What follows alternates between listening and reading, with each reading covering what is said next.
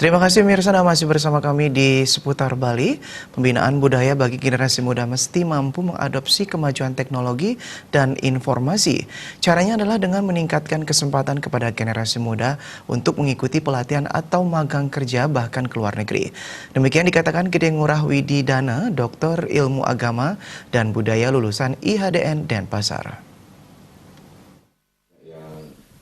Gencarnya budaya luar masuk ke Bali perlu terus diantisipasi dengan pertahanan yang kuat sehingga budaya khususnya di kalangan anak muda tidak mudah tergerus.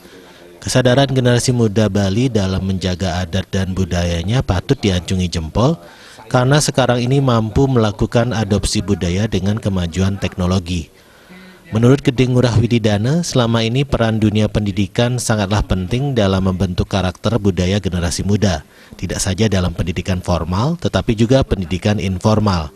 Bahkan Wididana juga menyarankan generasi muda untuk lebih banyak menempa pengalaman dan keterampilan hingga ke luar negeri untuk mendapatkan perbandingan pengetahuan dan wawasan.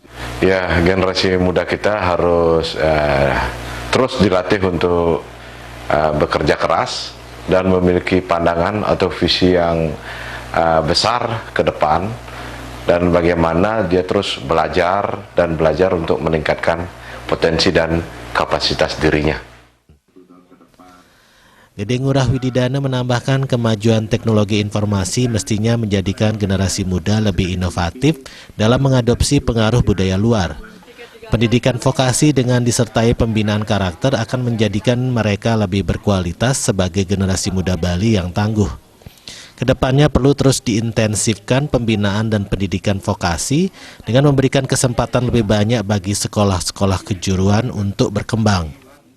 Ya, tentu budaya Bali itu sangat bagus ya untuk menopang bagaimana dia bisa bekerja keras, belajar dan memiliki visi yang besar, tapi dia harus bisa memaknai budaya-budaya tersebut untuk bisa merasuk ke dalam dirinya dan mengimplementasikan untuk kemajuan dirinya untuk menjadi generasi yang lebih baik. Dengan makin kuatnya benteng pertahanan budaya dalam diri, Gede Ngurah Wididana yakin generasi muda Bali akan tetap mampu menjaga kelestarian budaya di tengah era digitalisasi dan milenial seperti sekarang ini. Tim Liputan Bali TV.